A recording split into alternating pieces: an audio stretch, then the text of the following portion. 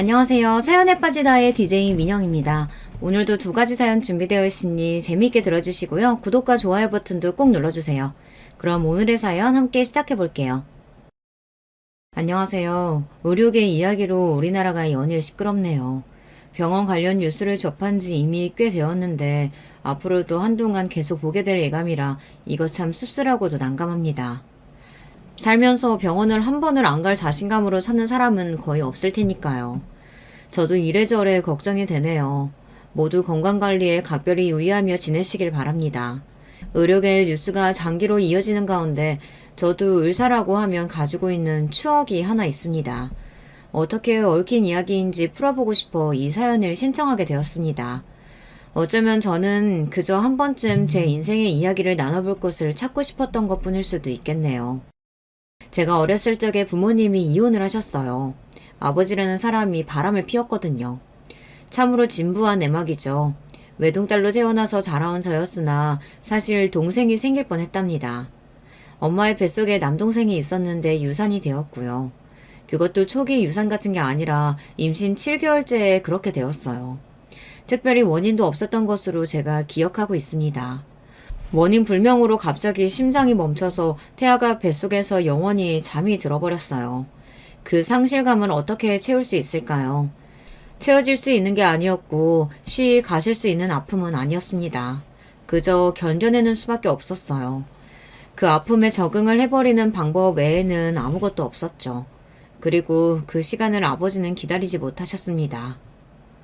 내가 왜 바람이 났냐고? 당신이 우울해하는 그 꼬라지가 너무 보기 싫어서 그랬어. 제 남동생이 태어나지도 못하고 떠났던 사연을 밝히는 이유가 여기에 있습니다. 바람을 피우시던 게 들통이 났을 때 아버지는 적반하장으로 나오셨어요. 그리고 웃기지도 않은 변명과 핑계를 대셨는데 엄마 탓이라는 것이었습니다. 아버지의 궤변 앞에서 엄마는 폭발할 대로 폭발하셨죠.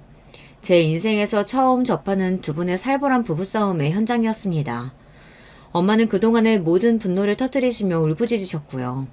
비단 아버지의 바람, 그것 때문만이 아니라 7개월째에 겪은 유산, 그로 인한 아픔을 혼자 감내하셨어야 했던 것과 결혼 생활에서 마주했던 온갖 문제점들이 휘몰아치며 엄마가 미친 듯이 울부짖으셨던 것 같아요.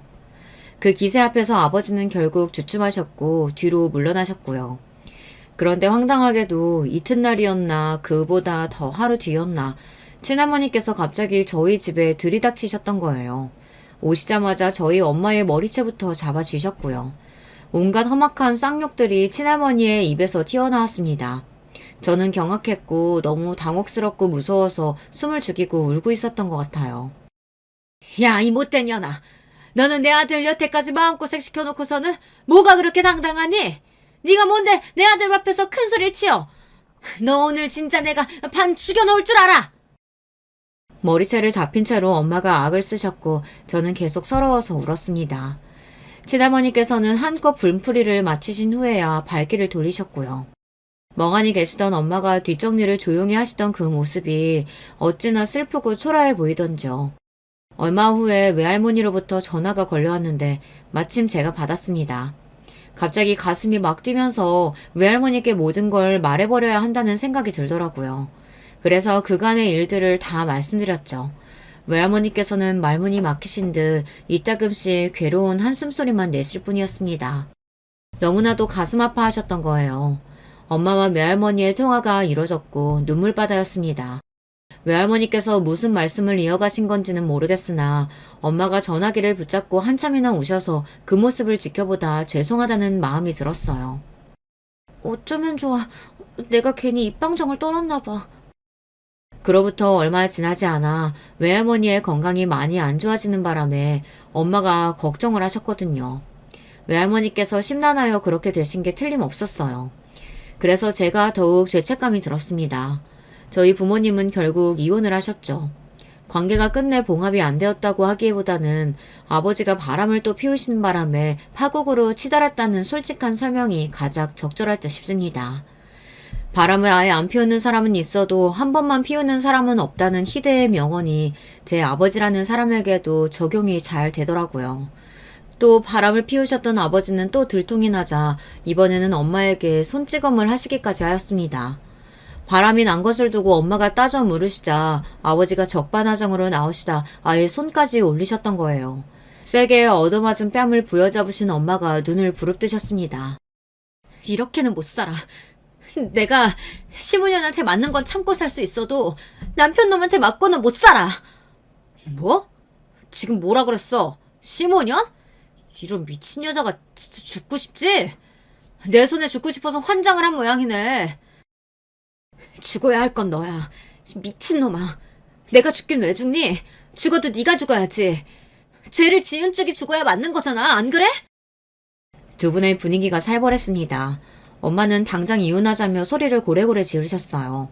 아버지의 눈빛이 무시무시하게 변했고 손을 또 번쩍 들어올리시길래 지켜보던 제가 그 앞으로 달려갔어요. 엄마를 때리지 말라고 막 소리를 지르며 아버지의 앞에 섰습니다. 너는 왜 쓸모없이 딸로 태어났어? 아들로 안 태어났던 것부터가 너는 아주 불효막심했지. 그러자 아버지가 저를 삿대질하며 막말을 뱉으시더라고요.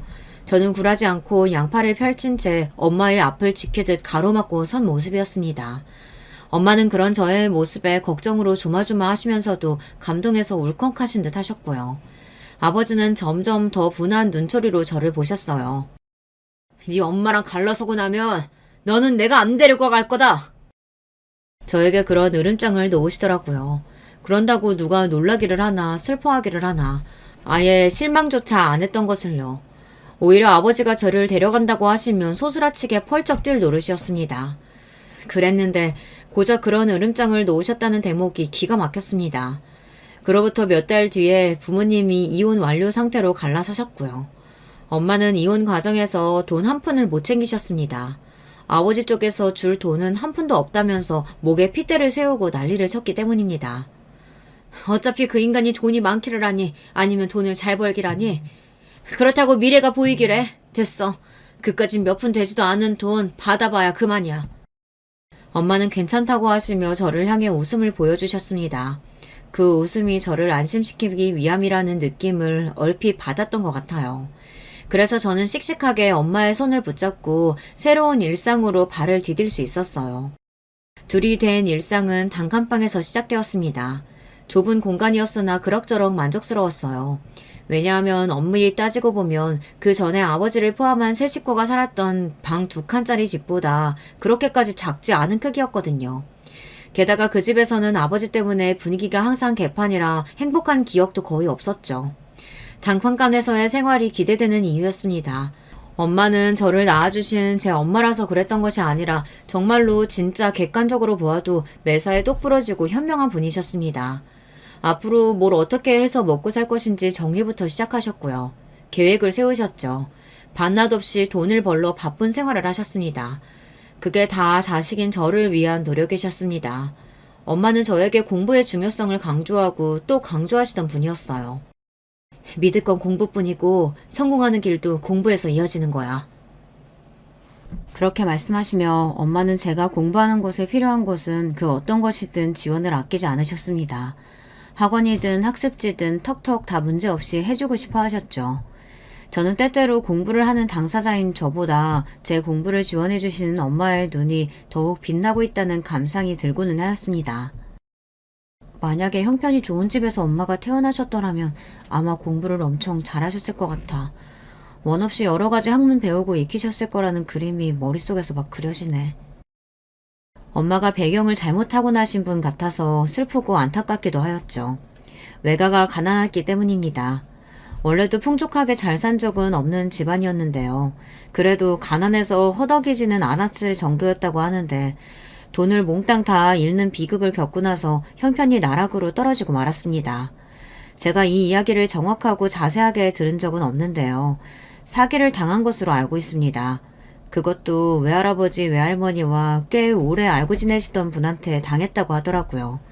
특히나 외할아버지하고는 호영호재하며 지낼 정도인 사이였다고 하던데 어떻게 그런 악독한 사기를 칠 수가 있었을까요? 감쪽같이 속아서 전 재산을 다 잃고 빚까지 지게 되었으니 외가가 얼마나 힘들었을까요? 그러던 어느 날 그 사기꾼이 다른 사람한테도 비슷한 짓을 했다 잘못 걸려서 죽었다나 아니면 어디로 멀리 팔려갔다나 그렇다는 이야기를 듣게 되셨습니다. 하여간에 그 사기꾼이 비극적인 결말을 맞이하였다는 소식이었는데요. 직접 단죄를 할 수도 없으며 돈의 일부라도 돌려받을 수도 없다는 걸 알게 되신 외할아버지께서는 허무함과 상실감에 빠져 지내기 시작하셨습니다. 그동안 그 사기꾼들을 추적하고 이를 갈며 지내시는 게 전부였는데 허탈해지실 만도 하죠. 비탄에 빠져 그렇게 지내시다 어느 날 홧김에 농약을 삼키셨습니다. 그리고 외할머니께서는 화병을 안고 살게 되셨죠. 가슴에 진 멍을, 그 짙은 피방울을 어찌하면 좋을지 아무도 알지 못했습니다. 저에게는 외삼촌이 한 분 계시는데요. 집안의 장남이신 외삼촌께서는 어릴 적부터 영민하다는 소리를 많이 들으셨던 분이셨죠. 눈빛부터 그렇게 초롱초롱할 수가 없었다고 해요. 크게 될 인재라는 덕담이라든지 영특하고 총명하다는 덕담 같은 건 아주 흔하게 들으셨을 정도라고 하였습니다. 외삼촌은 꽤 괜찮은 직장을 잡으신 뒤 결혼도 제법 잘하신 분이었습니다. 만약에 그런 외삼촌이 멀쩡히 계셨다면 외가가 괜찮았을 것이라는 생각이 자주 들고는 했었네요. 그러나 안타깝게도 외삼촌은 한순간의 교통사고로 많은 것을 잃어버리셔야 했습니다. 몸에 마비 증세가 왔고 인지 능력 또한 저하되었습니다. 교통사고에서 머리를 다치셨거든요. 그 교통사고 이후 딱 1년 만에 이혼을 당하셨고요. 이혼 이전에 일방적으로 별거 먼저 당하셨다가 결국은 이혼을 당하셨던 것으로 알고 있습니다. 결혼한 지 10개월 만에 일어났던 교통사고였으므로 외할머니께서는 자기 딸의 인생을 더 우선시하며 지키고자 하는 사돈 집안의 입장이 10분 이해가 간다고 하셨습니다. 하지만 불쌍한 당신의 아들은 어찌하면 좋으냐 피눈물이 흐르는 것을 막지는 못하셨습니다. 그 이후로 외할머니께서 외삼촌을 돌보며 그렇게 살고 계셨어요. 교통사고 직후보다는 훨씬 상태가 좋아졌으나 그럼에도 외삼촌께서는 혼자 지내시는 것은 도저히 불가능한 상태였기 때문입니다. 반드시 누군가가 외삼촌을 위해 희생하면서 수발을 들어주어야만 했죠. 묵묵히 그 희생을 결코 희생이라 여기지 않으시며 해내고 계셨던 외할머니께서 어렸던 제가 아버지의 바람과 그로 인해 엄마가 힘들어하고 계시며 머리채를 잡아 뜯기는 수모까지 당하셨다는 이야기를 미주알 고주알 떠들었던 것입니다. 얼마나 그 가슴이 찢어지며 비통하셨을까요? 엄마가 이혼을 하시고 저와 단둘이 새로운 출발을 하게 되자 외할머니께서는 잘했다며 한숨 덜었다는 반응을 보이셨으나 여자 혼자서 자식을 키우며 사는 것은 결코 쉬운 일이 아니라고 하며 이제는 또 새로운 걱정에 접어드신 모양이었습니다. 그런 외할머니를 엄마는 항상 걱정하고 계셨고요. 내가 무너질 것 같으냐? 절대 안 그런다. 불쌍한 이 오래비를 봐서라도 나는 버틸 거니까 나는 문제 없으니 너나 어떻게 잘 좀 해봐. 나는 끄떡없어. 외할머니께서는 외삼촌을 위해서라도 어떻게든 악착같이 버티며 사실 거라고 선언하셨습니다. 엄마는 저를 위해서 뭐든 해내고 버티며 꿋꿋하게 사실 거라고 하셨고요. 제가 열심히 살아가지 않을 이유는 없었던 것 같네요. 학교 생활을 정말 최선을 다해서 해냈던 아이였다고 생각이 돼요. 그런 덕분인지 학창시절 내내 친구가 많지는 않아도 마음이 잘 통하는 소수 몇 명과의 관계는 유지를 잘 해왔답니다. 학교에서 친구들이 부모님 이야기를 할 때마다 남몰래 심장이 내려앉고는 하였으나 모른 척 태연하게 굴었네요. 부모님이 진작 이혼을 하셔서 편모가정이라는 사실을 드러내고 싶지 않았어요. 쪼들리는 형편이 슬펐지만 부끄럽진 않았습니다. 그러려고 노력했어요. 형편을 부끄러워한다면 그건 제가 엄마를 부끄럽게 여기는 게 될 것만 같았습니다. 몇 친구들 덕분에 저는 사춘기 아이들 앞에서 약점으로 보일 법한 요소들을 가지고 있음에도 별탈 없이 지낼 수 있었네요. 그런 부분에서 마음고생을 하지 않은 덕분에 성적 관리도 잘했어요. 엄마의 바람대로 저는 공부를 아주 열심히 했습니다. 제가 당당한 모습으로 성적표를 들고 오면 엄마가 기쁨에 찬 웃음을 지으셨죠. 엄마의 얼굴에 피는 웃음꽃이 저의 원동력이었고 제가 100점을 받아온 시험지는 엄마의 비타민이 되었습니다. 그리고 제가 고등학교 1학년 생활을 마무리하던 시기의 일이었습니다. 저는 그때 공부를 잘하기로 알려져 있던 여고에 착실히 진학하여 공부를 하고 있었죠. 아버지에게서 연락이 왔습니다. 그동안 연락 한 번 없었던 아버지라는 존재를 이렇게 다시 상기하게 되었습니다. 다름이 아니라 많이 편찮으신 모양이었어요. 네 아버지가 그 인간이 아무래도 간이 좀 안 좋은 모양이더라. 네? 간이라고요? 엄마 혹시 친가 쪽에 간이 나쁜 그런 게 있지 않았었나요? 맞아, 기억하는구나. 그게 집안 내력이야. 간이 나쁜 유전이 있나 보더라고. 그런데 네 아버지가 그걸 받았던 건가 봐. 관리를 하도 안 하고 신경을 전혀 안 쓰고 살아서 그런지 지금 상태가 많이 안 좋다고 그러네.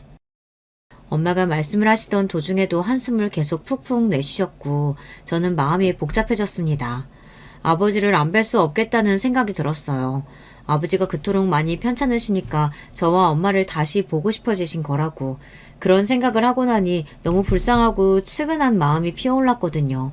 그래서 저는 엄마만 괜찮다면 아버지를 뵈러 가고 싶다고 하였습니다. 그렇게 아버지를 정말 오래간만에 뵈었는데요. 간이 안 좋다고 하시더니 안색이 정말 나쁘더라고요. 너무 오랜만에 뵈어서 저는 어색하고 머쓱한 기분이었고 아버지와 엄마 두 분이 대화를 하시게 둔 채 저는 멀뚱하게 서 있었습니다. 그러다가 갑자기 언성이 높아졌고요. 뭐라고? 간이 문제라는 소리 들었을 때부터 내가 설마 했는데 진짜로 그런 거였어? 이 양심도 없는 인간아. 그럼 어떻게 뭐라도 해봐야지. 다들 나한테 그 방법 떠미는 걸 어떡하느냐 말이야. 다들 그런 소리 짓거린데도 당신이 그건 아니라고 딱 못을 박았어야지. 이 못난 인간아. 어떻게 해준 것도 없는 딸한테 간을 달라고 그런 요구를 할 생각을 했니? 어떻게 하면 그런 마음이 들 수가 있어? 친딸이니까 간 받아먹기 좋을 것 같았나 봐? 아니 당신은 왜 또 말을 그렇게 해? 오래간만에 봤는데 이렇게 죽을 상하고 있는 애가 안 됐고 불쌍하지도 않아? 안 됐고 불쌍한 건 우리야.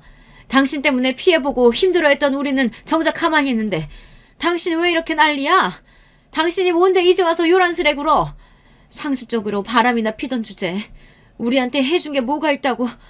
한 번도 딸 자식한테 손수 선물 하나 골라주고 사준 적도 없으면서 이 나쁜 놈아. 어떻게 아직 성인도 안 된 어린 딸한테 이럴 수가 있느냐고. 오늘 여기에 당신 보러 오는 게 아니었어. 엄마의 몸이 울분으로 덜덜 떨리고 있었습니다. 저는 조용히 숨을 죽인 채 엄마가 돌아서서 저를 보시기 전에 뒷걸음질쳐 먼저 병실을 빠져나왔죠. 그런 저를 아버지가 발견하시고서 쳐다봤었고요. 간이 안 좋아서 돌아가실 위기에 처한 아버지가 제 간을 노린다는 그런 이야기가 소름 끼쳤습니다. 충분히 있을 법한 상황이라고 머릿속에서는 애써 그렇게 여겨보았으나 가슴이 요동치고 속이 울렁거리는 건 부정할 수가 없었습니다. 구역질이 나더라고요. 병실 복도를 배회하던 저를 발견하신 엄마가 얼른 손을 잡아 끄셨어요. 가자. 여기에 더 있을 필요도 없다. 저는 입술을 꾹 붙인 채로 조용히 엄마를 따라갔습니다. 그러다가 엘리베이터 앞에서 친할머니를 딱 마주치고 말았던 거예요. 엄마는 한숨과 함께 목례를 하였고요.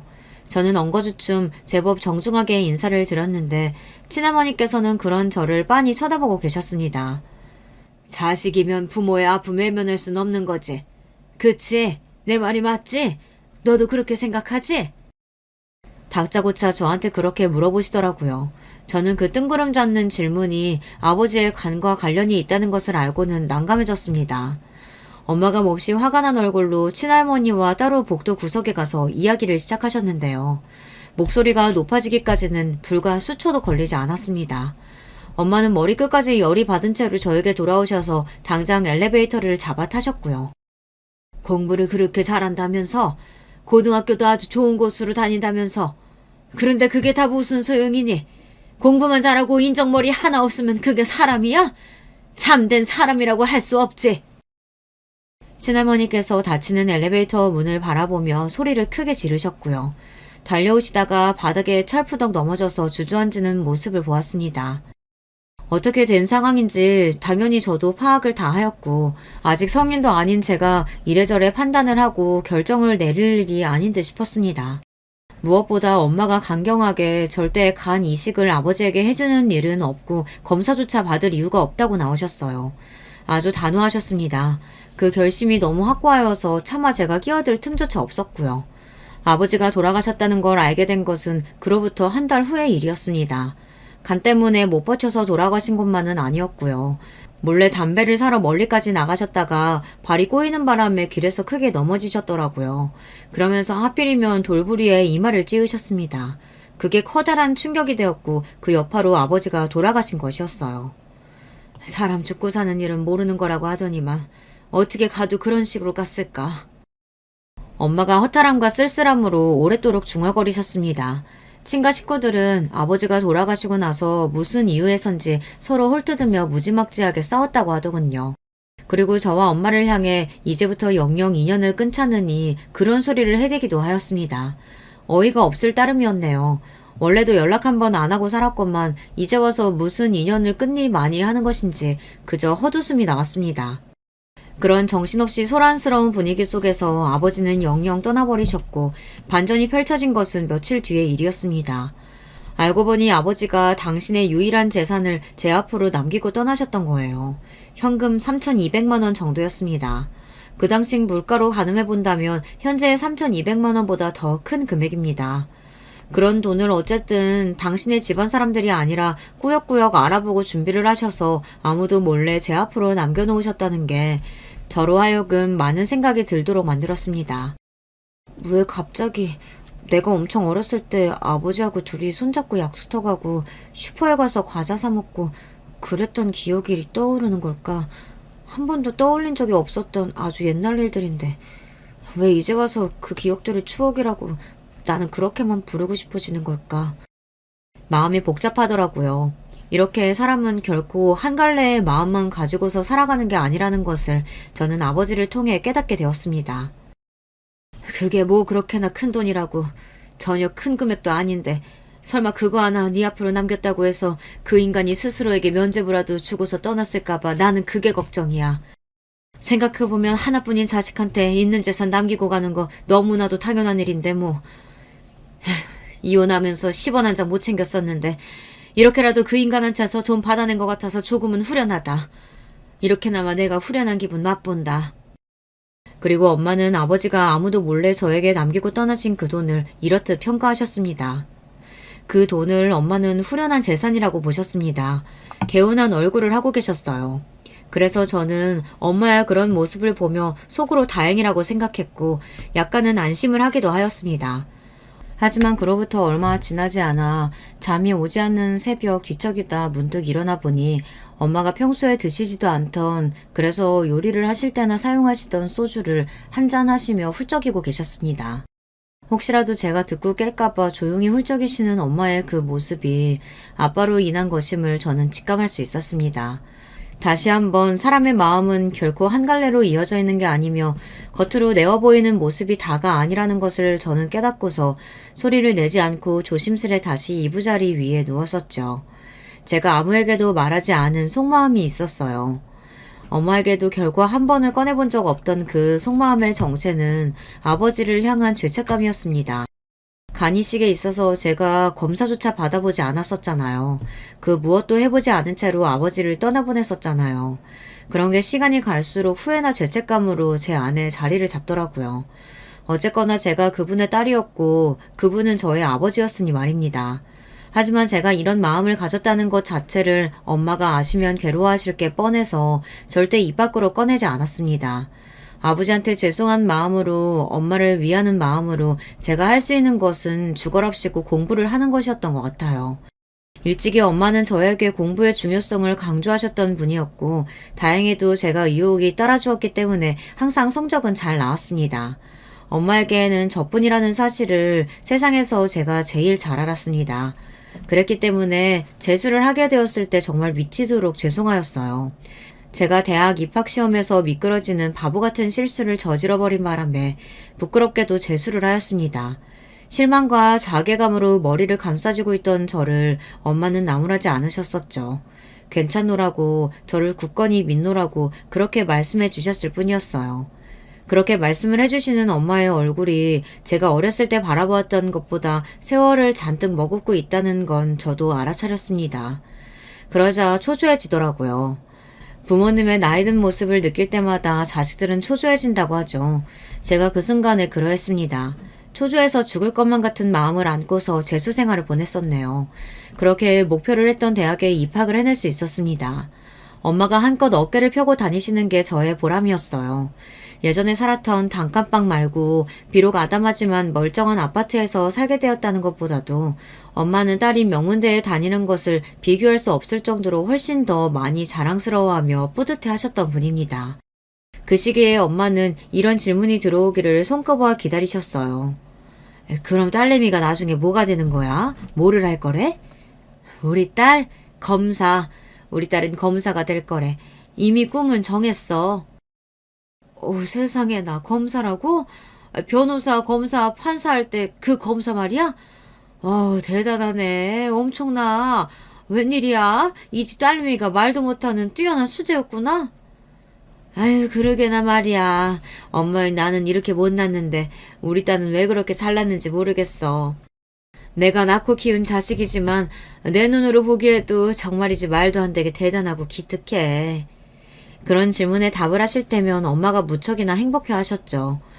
그런 일이 있었다는 날에는 엄마의 표정부터가 달랐습니다. 웃음이 비죽비죽 입가를 가르고 새어나오는 모습이었거든요. 그러면 저도 그만 실실 웃음이 나버리고는 했어요. 엄마가 행복해 하시는 모습을 보고 나면 저는 어떤 장애물이든 전부 다 뛰어넘을 자신이 생겼어요. 그 어떤 시련이든 포기하지 않을 용기와 끈기가 생겼습니다. 그런 것들이 발휘되었던 건 전부 엄마라는 존재 덕분이었습니다. 그랬기 때문에 저는 하늘을 원망했었습니다. 그것도 아주 많이 정말 죽을 만큼 원망했었습니다. 왜냐하면 엄마는 제가 30대 나이 문턱을 넘기도 전에 돌아가셨기 때문입니다. 하지만 한편으로는 제가 결국 검사가 되었다는 것을 보고 나서 돌아가셨으니 이것만큼은 하늘에 감사해야 하는 건가 싶기도 했었네요. 엄마가 편찮으신 것을 제가 너무 늦게 알았습니다. 많이 편찮으시다는 것을 알았을 때는 이미 병원에서 남은 기간을 3개월로 이야기하였으며 정말 길어봤자 6개월이라고 예상하였습니다. 우리 엄마 불쌍해서 어떡해요. 나처럼 멍청한 딸 둬서 엄마가 이렇게 된 거예요. 남들은 엄마 나이 같으면 이제 인생 시작이라고, 진짜 인생은 중반부터 시작하는 거라며 이제 본격적으로 여기저기 놀러 다니고 자식들이 효도하는 거 마음껏 받으며 누리고 사셨을 텐데 다들 그렇게 사는데 왜 우리 엄마만 이래야 돼요? 그러니까 이게 다 못나고 어리석은 딸 둬서 이렇게 된 거겠죠. 나 같은 불효녀를 둔 엄마 인생이 너무 불쌍하고 안 됐어요. 어떡하면 좋아요? 엄마 앞에서 펑펑 우는 것도 자제를 해야 한다고, 그럴 자격조차 없다고 스스로에게 몇 번이고 이른 뒤였으나 저는 결국 엄마와 대화를 나누던 중 감정이 복받쳐 올라서 오열을 토해내고 말았습니다. 그런 저의 젖은 눈가를 엄마는 언제 이렇게나 앙상해졌을까 싶은 손을 들어서 조심스레 닦아주셨습니다.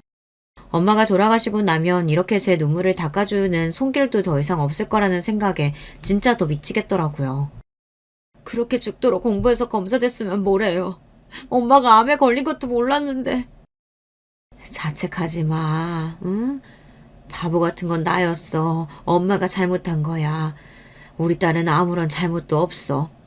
스스로 돌봐야 하는 내 몸을 돌보지 못한 건 나였고, 너는 네 인생을 지금까지 아주 멋지게 달려왔단다. 우리 딸, 이건 그냥 바보 같은 이 엄마의 팔자고 운명인 거야. 그렇게 생각하자, 우리. 엄마는 제가 뭐든 똑부러지게 잘 해내는 딸이라고, 다행이라고, 한 줄기 안심이 된다고 하셨습니다.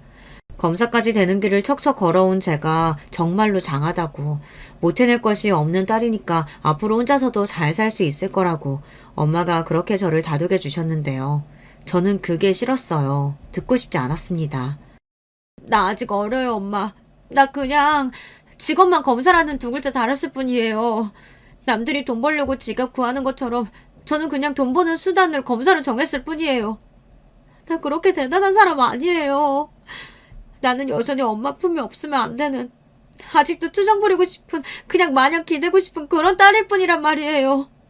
밖에 나가서나 검사죠. 엄마 앞에서는 나 그냥 아직 어려요. 나 엄마 없이는 인생 못 살아요. 무서워요. 엄마는 내가 겁이 얼마나 많은지 몰라서 그러죠? 결국 저는 그렇게 부족한 모습을 보이며 엄마 앞에서 철없이 굴고 말았습니다. 제가 아무리 힘들어봤자 여명이 얼마 남지 않았다는 청천벽력을 마주하고 인생의 마지막을 억지로 받아들여야 하시는 엄마만큼 힘들었을까요? 감히 비교라는 것을 할 수가 없었습니다. 고통스러운 와중에도 저를 다독이고자 혼자 살아갈 수 있는 담담한 용기를 불어넣어 주시고자 엄마는 그렇듯 노력을 하고 계셨는데 제가 너무 부족한 모습을 보였던 것이죠. 무서워서 그랬던 것 같아요. 저는 이미 아버지를 한 차례 잃어본 입장이었으니까요. 이미 이혼으로 뚝 떨어져 나간 지 오래였던 존재였으나 그럼에도 이 세상에서 유일한 저의 아버지셨죠. 그런 분을 잃고 나서 속으로 밀려든 죄책감 때문에 너무 힘든 시간을 보냈었는데요. 검사가 되었건만 이제는 제 인생에서 가장 큰 존재인 엄마까지 떠난다고 하니 무서웠어요. 사람의 힘으로 어찌할 수 없다는 것에 무력감마저 들었습니다. 제 나이 20대 꼭 중반에 외삼촌이 돌아가셨고 외할머니께서는 시설에 들어가 계셨습니다. 저는 혼자였습니다. 엄마, 왜 다들 떠나가시는 거예요? 내 곁에는 아무도 없잖아요. 하나같이 다 떠나가네요. 이제 외할머니도 머지않아 떠나실 것 같은 예감이 들어요. 다들 내가 싫은가 봐요. 아니면 내가 불운해서 다 나 때문에 모두가 그렇게 일찍 떠나는 걸지도 모르죠. 아니야. 왜 그런 생각을 해? 우리 딸이 얼마나 똑똑한데. 그러지 말어. 지금은 네 곁을 모두가 떠나가는 것처럼 생각이 되겠지만 나중에는 다르게 생각이 될 거야. 왜냐하면 먼 훗날 네가 하늘나라로 여행을 가게 됐을 때 우리 모두가 너를 마중 나가 있을 테니까. 너 마중 나가려고 그때 다 함께 너 반겨주고 인사 나누려고 그러는 거라. 그래서 일찍 떠나는 거라고 그렇게 생각해 줄 수 있겠니? 다들 너를 늦게 만나고 싶을 테니까 되도록 천천히 와야 돼. 빙그레 미소를 지으시는 엄마의 모습은 제가 학창시절에 매일 마주하던 그때의 느낌과 변함이 없었습니다. 가슴이 뭉클해졌어요. 더 이상 아픈 감각만은 아니었고 어딘가 따스하고 포근한 기분이 들고 있었습니다. 엄마의 고운 미소를 저는 영원히 기억하고 간직할 결심이었습니다. 내가 비록 직접 볼 수는 없지만 그럼에도 우리 딸 부디 정의로운 검사가 되어줄 수 있겠니? 네가 외로운 사람들 편에서 지켜줘. 돈 있고 빽 있는 사람들이 무거운 죄 희석시키기 위해서 값비싼 변호사를 쓰더라도 네가 지지 않았으면 좋겠다. 정의를 지키는 편에 서서 그렇게 싸우는 검사가 되어주길 저기 멀리 하늘나라에서 지켜보며 늘 응원하고 있을게. 그 앞에서 제가 감히 고개를 끄덕이지 않을 수가 있었을까요? 저는 세상에서 가장 힘찬 고갯짓으로 엄마에게 확신 어린 대답을 안겨드렸습니다. 그렇게 하겠다고 능력이 닿는 한 정의를 실천하며 땀을 흘리고 싸워나가는 그런 정의로운 길을 걸어나가겠다고 약속을 분명히 드렸습니다. 그러자 시한부 선고를 받았던 이후로 엄마의 얼굴이 처음 온전히 기쁨으로 물들어서 환하고 밝게 펴졌습니다. 웃음꽃이 활짝 피었어요. 그리고 엄마의 바로 그 모습이 제 기억 속에 마지막으로 가장 인상 깊게 남은 좋은 추억이 되었죠. 환하게 웃음꽃을 피워내셨던 이후로 3달하고도 반이 지났을 때 엄마는 하늘나라로 기나긴 여행을 떠나셨습니다. 이제야말로 제가 인생에서 가장 힘을 내야 할 때였고 씩씩하게 굴어야 할 때였습니다. 어느 때보다도 의연하고 차분하고 그러면서도 일에 관한 열정만은 넘치는 모습으로 저는 그렇게 살아가기 시작했어요. 엄마를 위해서라도 저는 그리 살아야만 했습니다. 그러나 가슴 한구석이 허전한 것은 제가 어쩔 도리가 없더군요. 헛헛한 마음은 제가 일상에서 그 어떤 보람된 순간을 마주하였어도 채워지지가 않았습니다. 이런 내색을 주변에 안 하고 지냈어요. 저는 원래 그런 성격이었으니까요. 좀처럼 속 깊은 속내를 내어 보이는 편이 없었는데 학창시절에 맺은 몇 안 되지만 깊은 관계인 동창들에게는 진심을 털어놓았습니다. 그리고 이게 새로운 인연을 불러왔어요. 고등학교 때 단짝으로 지냈던 동창을 통해서 남자를 소개받게 되었던 건데요. 잘 맞을 것 같아서 소개해준다고 동창이 말했었고 상대의 직업이 전문직이라는 소리만 듣고서 워낙 믿을만한 친구가 소개해주는 거니까 성의를 제가 안 보일 수가 없으니 한번 자리에 나가나 봤던 것입니다. 하지만 의외로 만난 자리에서 이야기가 잘 통해서 바로 호감이 피어올랐어요. 이래서 남녀관계는 어떻게 될지 모르는 법이라고 하나 봅니다. 저도 정말 신기했네요. 게다가 상대도 저와 같은 감정을 느끼고 있었으니 설렘 속에서 사랑이 커져만 갔습니다. 놀랍게도 남자친구는 의사였어요. 전문직 중에서도 의사였던 것인데요. 제가 어째서 시끄러운 유료계의 뉴스를 보며 과거 이야기를 떠올리는지 이제 아시겠죠? 만나는 동안에 서로 일 이야기를 거의 안 했어요. 공통적인 취미 이야기, 주로 영화나 소설에 관한 잡담을 그렇게 많이 나누었습니다. 대화가 잘 통하는 사이였고 자연스레 결혼을 떠올리게 되었어요. 그러면서 제가 남자친구의 집안에 대해 정확히 알게 되었습니다. 남자친구의 부친께서는 한 직장에서 20년 근속을 하시던 끝에 과감하게 결단을 내리시고 사업을 시작하셨던 분인데요. 처음에는 사업이 지지부진하였으나 점차 잘 되었고 가세 또한 확 펴게 되었다고 합니다. 그래서 남자친구도 여러 가지 의욕이 생겼으며 집안의 전폭적인 지원을 받고 죽어랍시고 공부를 해 의대에 갈 수 있었다고 하더라고요. 부친께서는 사업차 해외를 자주 다니셨어요. 직접 발로 뛰어다니시는 스타일이라고 하시더군요. 나이가 드셨어도 열정으로 따지자면 젊은 사람들한테 뒤처지지 않는 분이라고 남자친구는 그렇게 말을 하였습니다. 그리고 형제로는 누나가 한 명 있었는데요. 남자친구가 솔직히 털어놓기를 아직 가세를 펴기 전이었기 때문에 그 당시에 자기 누나가 엇나가는 걸 못 잡았다고 하더군요. 왜냐하면 누나가 혼전 임신으로 결혼을 했기 때문입니다. 그래서 그때 우리 어머니가 난리도 아니었어. 사고를 쳐도 대체 어떻게 그런 별 볼 일 없는 놈이랑 사고를 칠 수 있냐면서. 울고불고 완전히 뒤로 넘어가셨지. 게다가 하필이면 상대가 많이 별로였었다네요. 아이는 건강하게 태어났으나 그럼에도 미래라는 게 안 보이는 부부였다고 남자친구가 회상을 하였습니다. 그 두 사람이 제발 갈라서기만을 모친께서는 처음부터 간절히 바라고 계셨고요. 결국에는 결혼 4년 만에 복합적인 문제들로 이혼에 이르렀다고 합니다. 모친께서는 제발 이혼하면서 아이를 상대에게 줘버리라고 하셨으나 그게 안 되었죠. 그래서 뒷목 잡게 되셨다고 해요. 남자친구의 누나는 모친의 성화에 못 이겨 아이를 데리고 재혼을 하셨습니다. 상대 또한 재혼이었고 누나 쪽보다 나이가 8살이 많았죠. 나이가 뭔 상관인데? 띠동갑도 아닌데 유난 떨지 마. 고작 8살 차이잖아. 그 정도의 직업에 재산에 애까지 받아준다는 남자를 앞으로 네가 어떻게 찾겠니? 네가 돈이 있니? 능력이 있니? 제발 너는 그 잘난 동생 발목 잡을 생각이나 하지 말고 조용히 재혼이나 해. 모친의 타박에 충격을 받은 누나가 울면서 재혼을 하였다는 후문이었습니다. 남자친구도 그걸 몰랐다가 자기 누나가 재혼을 하고 난 뒤 전해 들었던 거예요. 모친께서는 당신의 아들이 여자를 만나는 것 같은 조짐만 보여도 간섭을 하셨다고 합니다. 남자친구는 그게 너무 부담스러웠고요. 게다가 한번 크게 데이기도 해서 그 후로 아예 여자친구가 없다고 딱 못을 박아놓고 지내왔다고 합니다. 을사가 닿은 이후로는 모친께서 더욱 눈을 부릅뜨고 감시에 들어간 걸 알았으니까요.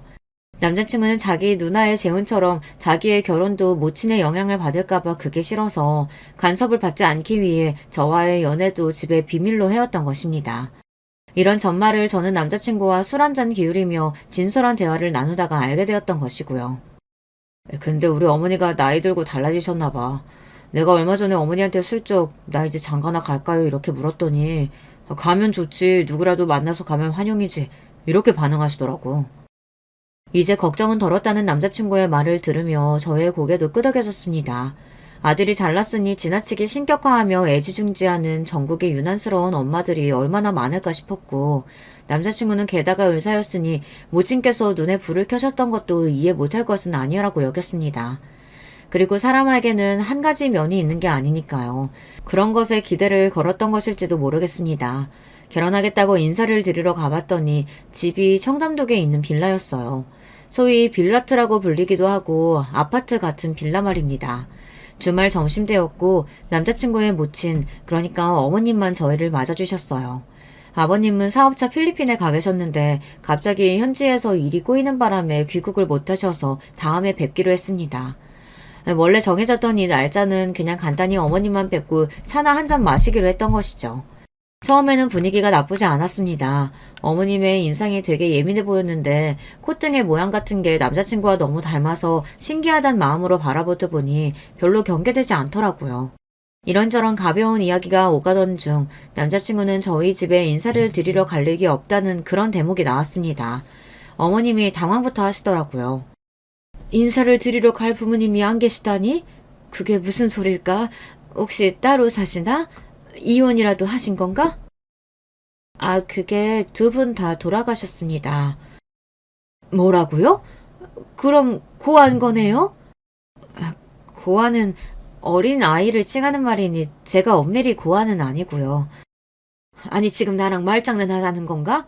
부모가 있는지 없는지 그걸 따지고 있는 중인데 단어를 맞게 썼는지 안 썼는지가 뭐가 중요해? 그래서 부모 형제가 다 없다는 말이 맞아요, 안 맞아요? 맞습니다. 저는 혈혈 단신이에요. 그러자 어머님은 심장 쪽을 갑자기 크게 두드리신다고 하면서 손으로 그 부근을 누르셨습니다. 아들, 심장이 너무 뛰고 이러는 거 안 좋은 거지? 나 어떡하니? 의사 아들에게 냉큼 물어보시더라고요. 남자친구는 난감한 눈초리로 저를 바라봤는데 바로 그때 휴대폰 진동이 울렸습니다. 전화가 오는 것에 휴대폰 화면을 확인한 남자친구가 깜짝 놀라서 벌떡 일어났죠. 꼭 받아야 하는 전화라고 했습니다. 저는 고개를 끄덕여줬고 어머님은 호들갑을 떨면서 얼른 전화 받고 오라면서 손을 휘저으셨어요. 남자친구가 작은 방으로 후다닥 달려가서 전화를 받았고 저는 어머님과 식탁에 멀뚱히 남겨졌습니다. 둘만 남게 된 게 차라리 잘 됐다는 표정으로 입을 여시더군요. 내가 여기에 이사 왔을 때 얼마나 행복했던지 알아요? 청담동이라는 상징성이 있죠. 내가 이제 청담동에 사는 사람이 됐다는 게 너무 행복했고 자부심이 느껴졌어요. 내 인생 폈다는 생각만 들었고요. 비록 딸려는 삐끗하긴 했어도 얼추 바로 맞춰놨고 잘난 우리 귀한 아들한테는 기대를 크게 해볼만 했죠. 우리 아들이 대체 어느 집 귀한 아가씨와 결혼한다고 할까 내내 궁금했어요. 그런데 뭐? 부모가 없어? 가족이 없어? 뭐 일단 근본 하나 없는 년이 다 했을까? 네? 년이라뇨? 초반에 왜 말씀을 그렇게 하시나요? 네, 저에겐 부모 형제가 없습니다. 그게 그렇게나 흠이 되는지 모르겠네요. 부모가 없으면 양심이라도 있든가. 집안만 봐도 열의 아분 다 본 거지. 배경이 얼마나 중요한데 어디서 격리 나불행이나 하고 있는 거 맞죠? 아닙니다. 눈알 빠지게 자료 보고 머리 터지게 논리 펼치는 그런 일을 합니다. 자료 보고 뭐 영업 뛰는 서비스직이라도 되나? 에라이, 그래요. 네, 말 잘하면 나가서 실컷 많이 하세요. 우리 아들 곁만 아니면 아무래도 상관없으니까. 어머님이 혀를 끌끌 차시더니 일어나서 어디론가 가시더라고요. 궁금해서 쳐다봤더니 현관으로 이어지는 중문 옆에 놓여져 있던 웬 자루를 푸시는 게 아니겠어요. 그 자루 안에서 나온 건 바로 소금이었습니다. 중문을 열고 어머님이 소금을 툭툭 뿌리기 시작하셨어요. 기가 막히고 열이 받아서 제가 다가가며 소리를 냈죠. 미신을 믿으시나 보네요. 문가에 웬 소금을 두셨어요? 그래 믿는다 어쩔래. 잡귀야 물러가라. 감히 을사논보는 그 심보가 더럽고 찌질한 잡귀가 아니면 뭐겠어? 갑자기 벌어 화를 내시며 저에게 소금을 뿌리셨습니다. 제 입에서 헛웃음이 나오던 바로 그때였어요. 어머니 지금 뭐 하시는 거예요? 이 사람 저한테 뒤처질 그런 인물 아니에요. 아니긴 뭐가 아니야. 네가 콩깍지가 씌어서 그래. 아무리 결혼이 급하더라도 저건 아니지. 네가 의사인데. 제발 무례하게 굴지 마세요 어머니. 이 사람 검사예요. 뭔 검사? 검사라고요, 검사. 이 사람 현재 검사라니까요? 남자친구가 울상이 되어 외치자 어머님이 손에 한 움큼 쥐셨던 소금을 힘없이 떨어뜨리셨습니다. 아, 검사? 그렇지. 어머나, 어쩜 좋아. 우리 아들이 어떤 아들인데 아무나 만날 리가 없었는데, 아이고, 그럼 그렇지. 상황판 및 사태 수습에 나서신 어머님의 모습을 보면서 저는 조용히 핸드백을 챙겨들었습니다. 이만 가보겠습니다. 어머, 아직 차도 다 안 마셨는데 벌써 가요? 이야기 나누지도 못했는데. 아니, 저기 그러지 말고 일단 앉아서 우리 대화를 좀 나눠보는 게 좋지 않을까? 응? 제가 소금 알레르기가 있어서요. 얼른 가봐야 할 것 같아요. 조금 있으면 입에 거품 차오르고 발작 시작될 거라서요. 세상 천지에 그런 게 어디 있나요? 당연히 거짓말이고 핑계였죠. 그러자 어머님의 얼굴이 민망함으로 구겨지더니 금세 빨개졌습니다. 저는 태어난 기색으로 꾸벅 인사를 남긴 채 그 집을 나왔어요. 남자친구가 어쩔 줄 몰라 하는 얼굴로 따라 나왔고 저를 잡았으나 뿌리쳤습니다. 가서 바닥에 소금이나 치워. 어머니랑 결혼하는 것도 아니고 나랑 결혼하는 거잖아. 제발 어떻게 좀 안 될까? 나한테 만회할 기회를 줘. 남자친구의 간청에 흔들렸어요. 하지만 저는 흔들리기만 했을 뿐 넘어가진 않았죠. 왜인 줄 아시나요? 친할머니가 떠올랐기 때문입니다. 저는 그 어머님한테서 친할머니를 겹쳐보았거든요. 그래서 절대 그분의 며느리가 되고 싶지 않았어요. 난생 처음으로 친할머니에게 감사한 마음이 들었네요. 덕분에 현명한 선택을 했으니 말입니다. 제가 마음을 돌리지 않았고 남자친구와는 그렇게 헤어졌습니다. 남자친구가 실연의 아픔으로 많이 힘들어했고 자기 모친을 많이 원망한 모양이에요. 그래서 그 어머님이 미안하다고 하면서 반성하겠다며 절에 들어갔다나 뭐라나 그런 후문을 들었는데 저는 알바 아니었고요. 그런 이야기가 들려와도 제 결심이 돌아서는 일은 없었습니다. 어리석은 결혼의 길로 영영 들어가지 않을 수 있었답니다. 먼 미래에 하늘나라로 떠나게 되면 그곳에서 저를 마중나와줄 얼굴들이 있을 것을 알고 있기에 제가 외로워할 이유는 없다고 생각하며 담담하게 살다 보니 또 새로운 인연이 제 앞에 나타나더군요. 지금은 그 인연과 함께 인생의 길을 걸어가는 중이에요.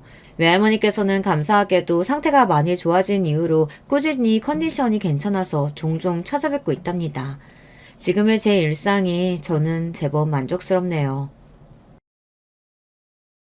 안녕하세요. 저는 서울 사는 50대 여자입니다. 매번 듣기만 하다 이렇게 제 사연을 제보하려니 어색하네요. 평소에 일하며 사연을 자주 듣는 편인데 제 얘기가 나오다니 신기합니다. 그럼 바로 제 얘기를 시작해 볼게요. 여러분, 권선징악이라는 단어 아시죠? 워낙 유명한 말이고 학교에 다니며 배우는 기본적인 사자성어잖아요. 착한 사람은 복을 받고 나쁜 사람은 벌을 받는다는 말인데 저는 이 말을 얼마 전까지는 믿지 않았습니다. 제 인생이 유달리 고달팠기 때문이에요. 그런데 인생은 죽을 때까지 모른다고 하던데 그 말이 정답입니다. 이제는 저 말에 너무 동의하거든요. 제 인생에는 악역이 참 많았답니다. 첫 번째 악역은 바로 시어머니였어요. 고등학교를 졸업하고 집이 너무 가난해서 바로 공장에 취업한 저는 거기서 남편을 만났습니다. 남편은 대학생이었고 방학이라 잠깐 공장에 일하러 온 학생이었어요. 서로 첫눈에 반했는데 워낙 집이 가난했던 저는 빨리 결혼하고 싶었습니다. 결혼해서 우리 친정과 달리 안정적인 가정을 이루고 싶었거든요. 남편도 저도 연애할 때 한 번도 싸운 적이 없을 정도로 좋아했죠. 그래서 결혼하고 싶었는데 시어머니가 결혼 전부터 극심하게 반대하셨습니다. 미쳤어? 어디서 대학도 안 나온 년이 우리 아들하고 결혼하겠다는 거야? 아니지. 너 고등학교도 자퇴했다며. 우리 아들은 국립대에 다니는 똑똑한 사람이라고. 그리고 뭐 별 볼 일도 없는 주제에 우리 아들을 넘봐? 너 아버지도 없잖아. 어디서 인생 막장으로 살다가 내 아들 잡아서 결혼하려고 그래? 시어머니는 심지어 공장을 찾아오셔서 따졌어요. 절대 결혼 허락을 못한다고 우기셨죠. 시어머니의 말대로 저는 아버지가 없었습니다. 아버지가 무슨 사고를 치거나 바람을 피워서 엄마가 이혼한 것은 아니었고 오히려 일하다 다쳐서 돌아가셨어요. 지금과는 달리 예전에는 힘든 일을 하다 돌아가신 분들이 많았거든요. 우리 아버지도 그중 하나였죠. 또 워낙 가난해서 엄마와 저 그리고 동생은 반지하에 있는 단칸방에서 셋이 살았어요. 수도도 제대로 나오지 않았고 전기가 끊기는 것도 흔했습니다. 찢어지게 가난했다는 말이 정답이에요. 이런 저를 시어머니는 극심하게 반대하셨습니다. 나는 저번에 수경이 시어머니가 찾아온 거 보고 깜짝 놀랐잖아. 인상부터가 너무 드세더라. 그런데 그렇게 수경이 조건이 별로라고 반대하는 거에 비해 본인도 뭐 딱히 그렇게 잘난 건 아니잖아? 수경아, 네 예비시댁 시장에서 김밥 장사를 한다고 했지? 네. 시장에서 시부모님이 같이 분식집을 하세요. 그냥 시어머니는 제가 아버지도 없고 고등학교도 졸업 못해서 싫으신가 봐요. 아무래도 남편은 대학도 다니고 있으니까 비교가 돼요. 누가 보면 명문대에 다니는 줄 알겠다. 그냥 우리 지역에서 적당히 공부하면 들어가는 대학이잖아. 그 아줌마 식당 장사도 잘 안 되면서 뭐가 그렇게 불만이래? 나였으면 수경이처럼 착하고 예쁜 여자가 며느리로 들어오면 오히려 좋아할 텐데. 됐어. 그냥 수경이 네가 놔줘. 저런 집안엔 시집 가는 거 아니야. 맞아. 오히려 별 볼 일도 없는 집들이 더 난리더라. 있는 집들은 저렇게 안 따져. 그리고 수경이 네가 고등학교를 그냥 안 다니고 싶어서 안 나왔니? 돈이 없어서 그 어린 나이에 여기 와서 고생한 건데 생활력 좋다고 좋아하거나 오히려 안타깝게 여겨야지. 아주 못됐어. 동료 언니들 말대로 저는 고등학교를 돈이 없어서 못 나왔어요. 학비를 낼 돈으로 당장 하루라도 더 먹고 살아야 했거든요. 처음에 공장에 왔을 때 미성년자라서 안 받아준다는 걸 며칠이나 빌어서 겨우 들어왔습니다. 혼자 가장 역할을 하며 돈을 벌었어요. 엄마가 저랑 동생을 홀로 키우며 공장에서 일하다 팔을 다치셨거든요. 그렇게 집에 미성년자 때부터 돈을 벌어 가져다 주었어요. 제가 고등학교도 나오지 못했다는 게 콤플렉스라 동생은 고등학교도 무조건 졸업하게 했어요. 이런 사정을 남편은 당연히 알고 있었고 시어머니도 알고 있었습니다. 하지만 시어머니는 그냥 제가 싫었는지 무작정 반대하셨어요. 이쯤 되면 저렇게 일터까지 찾아온 집안에 시집을 안 가는 게 맞잖아요? 하지만 저는 결혼하게 되었습니다. 정확히 말하면 결혼식은 올리지 않았는데 혼인신고는 했죠. 이유가 뭐였냐고요? 오빠, 어떡해. 나 무서워. 내가 임신이라니. 이게 말이 돼? 내 배 안에 아기가 있다잖아. 어떡해? 우리 결혼해? 어머님이 나 저렇게 싫어하는데 결혼할 수 있어? 오빠가 어떻게 좀 해봐. 알겠어. 내가 어떻게든 설득할게. 아니다, 수경아. 내가 듣기로 혼인신고는 우리 둘이 가능하대. 그러니까 그냥 먼저 신고하고 나중에 설득하자. 나는 그게 맞는 것 같아. 지금 생각해도 참 철이 없고 대책이 없지만 이렇게 우리 부부는 아기 임신 사실을 알고 바로 혼인신고를 했어요. 그리고 각자 양가의 사실을 전달했죠. 우리 친정엄마는 제가 좋다면 결혼하라고 너무 흔쾌하게 말씀하셨어요. 우리 친정에서는 사실 반대할 이유가 없었습니다. 문제는 시댁이었어요. 미쳤어? 야, 이년아. 남의 귀한 자식 앞길 다 망치게 하려고 작정했어? 어? 제정신이야? 어디서 고등학교도 안 나온 년이 남의 장손 인척을 이렇게 만들어? 배 안에 있는 아기 당장 지워. 나으면 그날 바로 입양 보내. 나는 절대 허락 못해. 아니, 그리고 막말로 그 아기 우리 동생 아기는 맞아? 우리 동생은 그럴 애가 전혀 아닌데 어디서 남의 남자 아기 가졌으면서 결혼하려고 수쓰는 거 아니냐고, 어? 시어머니와 시누이는 공장과 우리 집에 찾아와서 따졌어요. 사람들이 쳐다보면 오히려 그 사람들에게 하소연했죠. 내가 우리 아들을 어떻게 키웠는데 인연이 우리 아들 인생을 망쳐요. 나는 어떻게 이런 애를 내가 조상님들 보기 민방해서 며느리를 어떻게 인정하냐고. 세상에 여러분, 제 말 좀 들어보세요. 지나가는 사람들이 수군거리는 모습이 아직도 눈에 선명해요. 시어머니와 시누이는 제가 임신한 것을 알면서도 심지어 제 머리채까지 잡으셨습니다. 남의 아들 앞길을 망친다고 고래고래 소리를 지르셨죠. 하지만 그때는 제 아이를 너무 지키고 싶었어요. 그리고 남편이 평생 제 편일 줄 알았습니다. 너무 큰 착각을 했던 거였어요. 엄마, 누나 도대체 왜 이래? 수경이는 아무 잘못도 없다고. 그리고 내 아기 맞아. 그러니까 제발 동네 창피하게 이러지 마. 수경아, 괜찮아? 내가 대신 미안해. 정식으로 결혼 허락을 받기 전에 남편은 그때는 적어도 제 편이었습니다. 그래서 제가 맡고 있으면 와서 말려주었죠. 그 모습을 보고 그래도 남편이 저와 아기는 평생 지켜줄 거라 생각했어요. 그렇게 심한 반대 때문에 친정엄마도 얼마나 걱정했는지 모릅니다. 수경아, 그냥 결혼하지 말고 혼자 낳을래? 그런데 그러기엔 우리 집이 형편이 너무 안 좋으니까 그것도 걱정이다. 엄마는 네가 시댁에서 저렇게 반대하는데 시집 보내는 게 마음이 좋지 않아. 엄마, 현실적으로 내가 어떻게 혼자 낳아서 키워? 우리 형편에 갑자기 아기가 생기면 그건 더 감당하기 힘들어. 무조건 결혼하는 게 지금 상황에서는 제일 나아. 남편도 끝까지 내 편을 들어줄 거야. 나중에 들은 건데 남편이 꼭 저와 결혼하겠다고 그렇게 난리를 쳤다고 해요. 시아버지한테 대든 것도 그때가 태어나서 처음이라고 하더라고요. 그렇게 시어머니와 시누의 열정적인 반대에도 불구하고 결국 저희는 시댁에서 신혼을 시작하게 되었습니다.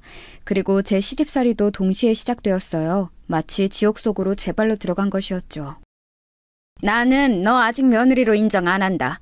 인정받고 싶으면 가게에 매일 나와서 일해. 임신한 게 자랑도 아니고 대수도 아니니까 힘들다고 할 거면 그냥 짐 싸서 나가. 나는 네가 친정으로 도망가도 잡으러 안 간다. 시어머니는 시장 안에서 김밥집을 운영한다고 했잖아요. 그 김밥집에 저를 매일 부르셨어요. 임신해서 무거운 몸을 이끌고 나가 재료 손질부터 가게 청소까지 제가 거의 모든 일을 했습니다. 그런데 문제가 있었어요. 제가 하필 입덧이 매우 심했다는 점이었습니다. 아니 엄마, 쟤는 왜 저렇게 유난이야? 입덧이 뭐라고 매번 우웩거려? 아우, 듣기 싫어. 야, 너 일부러 일하기 싫어서 그런 거지? 우리가 모를 줄 알아? 꾀부리지 말고 빨리 일해.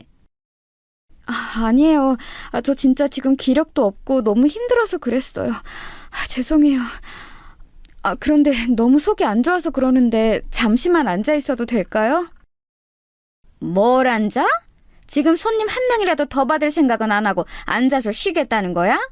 너는 도대체 무슨 양심이 있어서 이러는 거야? 나는 우리 애들 가졌을 때 혼자 시장 저 끝에서 끝까지 몇 번을 다녔는지 몰라. 조용히 하고 빨리 당근 썰어. 시어머니와 시누이는 제가 조금이라도 힘든 티를 내며 그렇게 노발대발했어요. 그리고 제가 제일 서러웠던 점은 바로 식사 시간이었습니다. 식당 특성상 손님이 없을 때 밥을 먹게 되는데 저를 한 번도 밥 먹으라고 챙겨준 적이 없었어요. 어차피 입덧이 심해서 먹지도 못했지만 먹을 거냐고 물어보질 않았습니다. 그런데 제가 임신해서 호르몬 변화도 있고 또 잘 못 먹으니 배가 고프잖아요. 그래서 친정엄마가 해준 음식이 그렇게 먹고 싶었어요. 어머니, 저 오늘 가게 퇴근하고 친정에 다녀올게요. 엄마가 저 임신했다고 집에 와서 밥을 좀 먹고 가라고 하셔서요. 먹고 금방 집에 가겠습니다. 아주 그냥 친정에서 살지 그러냐? 출가 외인이라는 말 못 들어봤어? 결혼하면 그냥 우리 집의 사람이 되는 건데 너는 시댁에 잘 보일 생각은 안 하고 그렇게 친정에 가고 싶어? 그리고 입덧한다면서 무슨 밥이야? 한 입으로 두 말을 하는 거야? 아니, 그게 아니라 입덧해서 음식을 못 먹어서 배가 고파서요. 친정엄마 음식이 자꾸 생각이 나서 딱 밥만 먹고 올게요. 저 오늘 종일 굶었던 거 어머님도 아시잖아요. 엄마! 쟤 그냥 갔다 오라고 해. 저렇게 불쌍한 척을 하는데 왜 그래? 그냥 넘어가. 막말로 제가 친정 가서 안 오면 우리야 좋지. 뭘 안 보내려고 해? 야, 갔다 와. 말리는 시누이가 더 얄밉다는 말 아시죠? 시어머니가 대놓고 구박하는 편이었으면 시누이는 얄밉게 옆에서 거드는 편이었어요. 이렇게 속상해도 아기를 막상 낳으면 예뻐할 줄 알았습니다. 남편은 저 때 대학 졸업반이라 너무 바빠서 집에도 잘 못 들어왔어요. 수경아, 미안해. 내가 진짜 요즘 너무 바빠서 너한테 신경을 잘 못 썼어. 대신 내가 졸업하고 취업하면 꼭 많이 챙겨줄게. 우리 돈 모아서 분가하기로 한 거 알지? 그리고 결혼식도 못 올린 거 너무 미안해. 내가 돈 많이 벌어서 우리 수경이 꼭 웨딩드레스 입게 해줄게. 남편이 매일 밤 저를 달래주지 않았으면 저는 절대 버티지 못했을 거랍니다. 이렇게 전쟁 같은 임신 기간을 거치고 저는 마침내 아기를 낳았어요. 아기의 성별은 공주님이었습니다. 어휴, 나도 너는 꼭 필요 없는 딸을 낳니? 이왕 낳는 거 아들을 낳았어야지. 그러면 내가 널 조금이라도 예뻐했을 텐데 쟤는 예뻐하고 싶어도 예뻐할 수가 없어. 어머님, 그래도 우리 아기 아빠를 많이 닮았어요. 그러니까 귀엽게 봐주세요. 하나도 안 귀여워. 꼴도 보기 싫으니까 방에서 거실로 데리고 나오지 마라. 아유, 아기 핑계로 일 안 할 생각도 하지 말고 당장 다음 주부터 가게 나와. 알겠어? 시어머니는 제가 딸을 낳았다고 대놓고 싫어하셨어요. 아들을 낳아 대를 이어야 하는데 그러지 않았다고 어찌나 구박했는지 모릅니다. 심지어 저는 시댁에서 살았기 때문에 남들은 다 하는 산후조리도 제대로 하진 못했어요. 아기가 아직 100일도 지나지 않았는데 그 신생아를 데리고 김밥집에 나가 재료 손질을 했습니다. 손님들이 오히려 그런 저를 걱정하곤 했었죠. 문제는 시어머니가 그렇게 제 딸을 싫어했으면서 제가 친정에 가는 것은 더 싫어했다는 거였습니다. 엄마가 제가 가게에서 일할 때는 아기를 대신 봐준다고 하셨어요. 그럼 저도 아기한테 신경 쓰지 않아도 되니까 좋을 것 같아요. 내일부터는 가게에 나오기 전에 친정에 들리도록 할게요. 야, 무슨 소리를 하는 거야? 너 결혼한 건 맞아? 어느 며느리가 그렇게 친정에 매일 가니, 어? 그리고 그 반지하에서 아기를 돌보면 뭐 얼마나 돌본다고 그러는 거야? 너는 네 아기 건강 걱정도 안 되니? 반지하여도 그래도 있을 건 다 있어요. 친정엄마가 그리고 아기를 워낙 좋아하셔서 보고 싶다고 했어요. 제가 가게에 나올 때만 봐주신다고. 아예 데리고 그럼 친정으로 영원히 가. 내 아들 앞길 망치지 말고 그냥 가라고. 지금 너 좋을 대로 행동하는데 그게 맞아? 어? 하고 싶은 거 다 하면서 사는 게 말이 되냐? 시어머니는 친정 얘기만 나오며 극도로 싫어하셨어요. 그렇다고 우리 딸을 예뻐하지도 않았는데 왜 저러는지 이해가 가지 않았습니다. 시어머니는 아기의 안 좋은 부분은 다 제 탓을 하셨어요. 못생기게 우는 것을 보니까 딱 너랑 똑같다. 나중에 쟤도 고등학교도 안 나오는 거 아니니? 나는 벌써 걱정된다. 아, 엄마! 고등학교 졸업을 요즘 누가 하네? 중졸이 특이한 거지.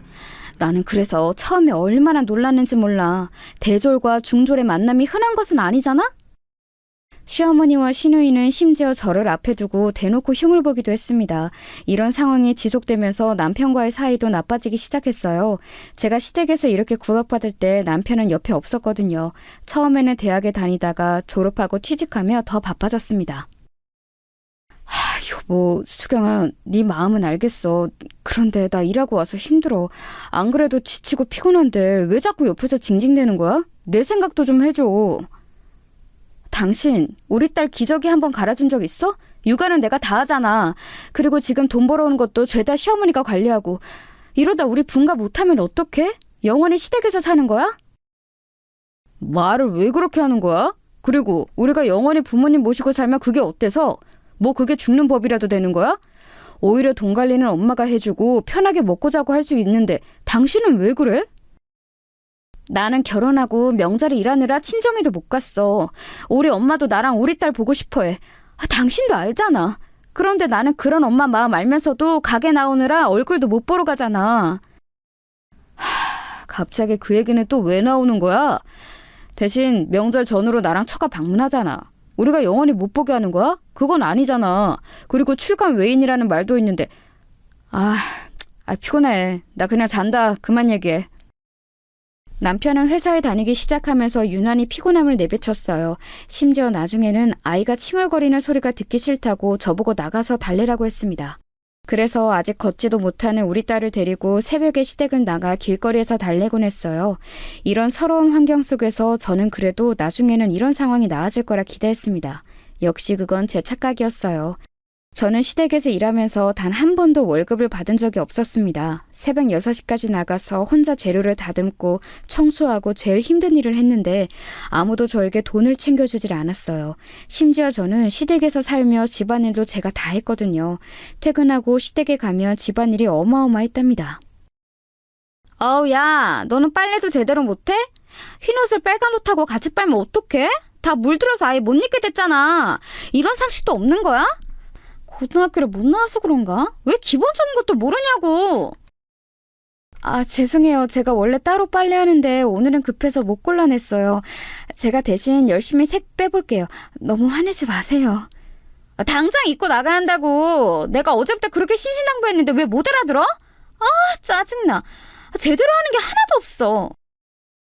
시누이와 시어머니의 구박을 있는 대로 받으며 무급으로 일했던 거였어요. 공장에서 일하던 게 그리울 정도였습니다. 아기 육아에 대해서도 시댁 식구들은 한 명도 저를 도와주질 않았어요.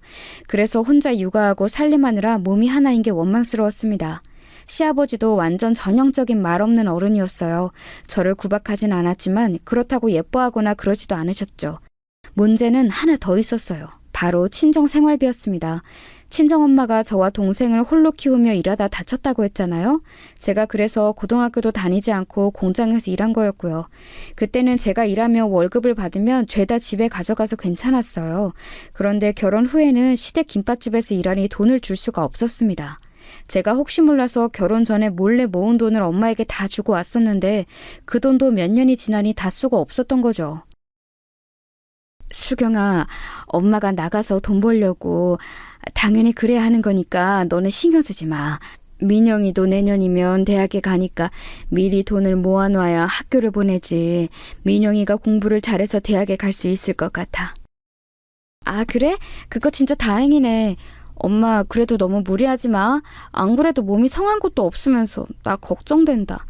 혹시라도 비상금 필요하면 은행 가서 대출 받지 말고 나한테 말해. 알겠지?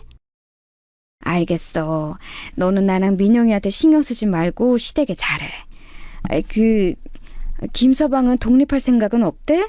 아기가 크면 너희끼리 사는 게 좋을 텐데 말이야.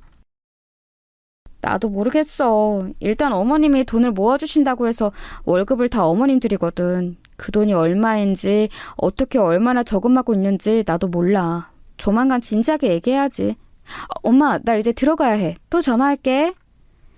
친정엄마는 돈이 없으니 당신이 나가서 다시 일하기 시작하셨어요. 저는 당연히 엄마의 딸이니까 엄마가 고생하는 것을 원하지 않았습니다.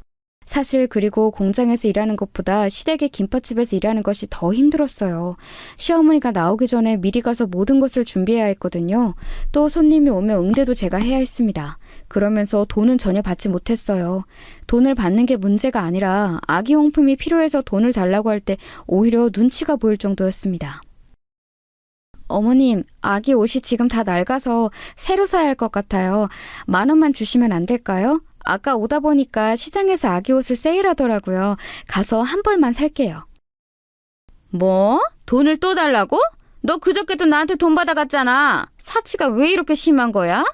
이러니까 내가 우리 아들 월급을 너한테 못 주는 거다. 네가 똑똑하게 돈 관리를 해야 믿고 맡기는데 아휴.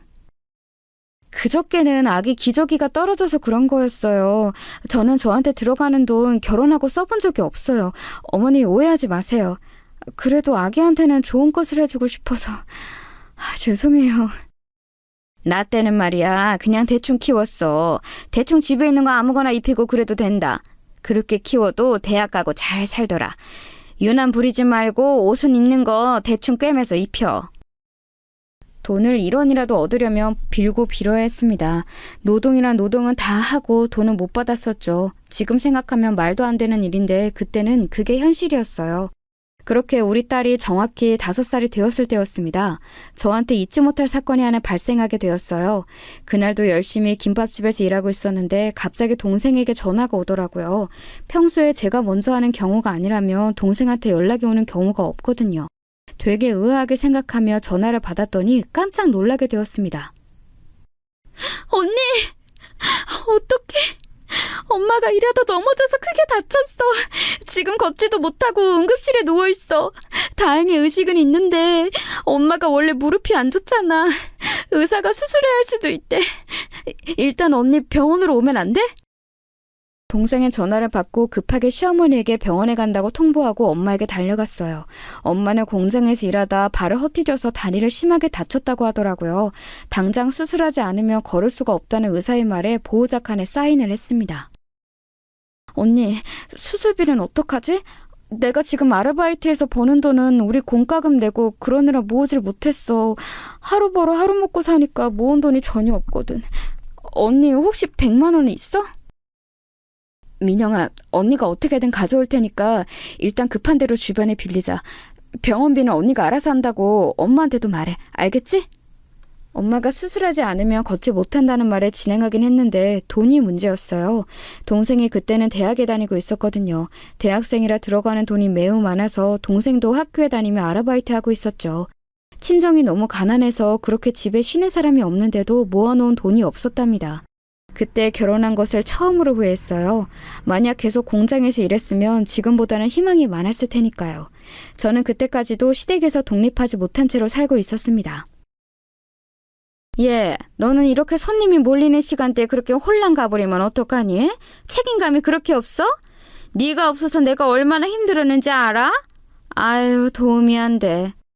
김밥집으로 왔더니 시어머니가 제가 병원에 갔던 것으로 뭐라 하더라고요. 그래도 그 말은 귀에 들어오지도 않았습니다.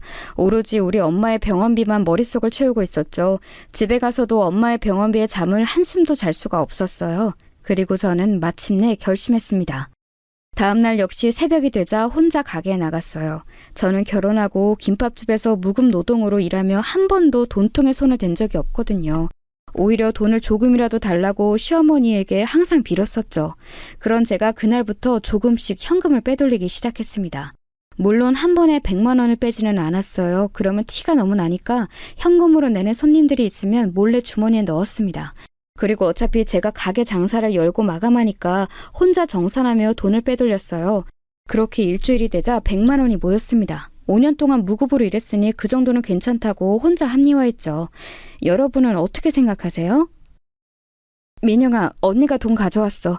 너 남자친구에게 돈 빌렸다며? 빨리 갚아. 고맙다고 전해줘. 그리고 앞으로 돈 필요하면 언니한테 말해. 알겠지? 엄마한테는 형부가 줬다고 해. 돈을 건네며 저는 차마 가게에서 훔쳤다고 할 수가 없으니 남편 핑계를 댔어요. 저는 그 말이 제 인생에 얼마나 큰 파장을 일으킬지 전혀 상상하지 못했습니다. 그렇게 돈을 준 이후에 저는 다시는 돈에 손을 대지 않았어요. 그냥 딱 엄마의 병원비를 위해 돈을 챙긴 거였습니다. 문제는 딱 일주일 후에 일어났어요. 평소와 다름없이 혼자 가게에서 마감하고 집에 갔더니 분위기가 이상했어요. 다들 거실에 모여 제가 들어오길 기다리고 있더라고요. 어머님, 아버님, 여보, 저 왔어요.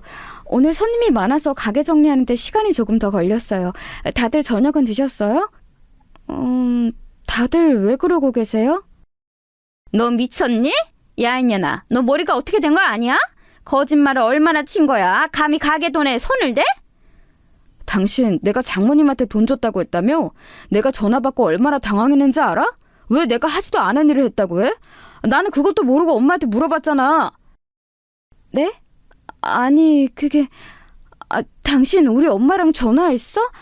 아니, 그러니까... 갑자기 장모님이 전화해서 나한테 돈 줘서 고맙다고 하잖아. 나는 준 적도 없는데.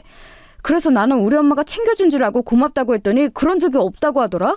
그럼 뭐야? 당신의 가게에서 돈 훔친 거잖아. 어떻게 그렇게 돈을 훔칠 생각을 해? 저는 너무 당황해서 아무 말도 할 수가 없었어요. 시어머니와 남편은 저보고 거짓말쟁이라며 크게 분노하기 시작했죠. 이래서 검은 머리 짐승은 거두지 말라고 하나 봐. 나는 누가 나한테 시댁 가게에서 돈을 훔치라고 해도 못 그럴 것 같아. 그런데 쟤는 자기가 나서서 저러네? 엄마, 이러다 우리 가게까지 팔아먹겠어. 아니에요. 그런 거 전혀 아니에요. 사실 친정엄마가 급하게 다쳐서 무릎 수술하셨어요. 그 수술비가 없어서 그렇게 했던 거였어요. 훔친 것은 너무 죄송해요.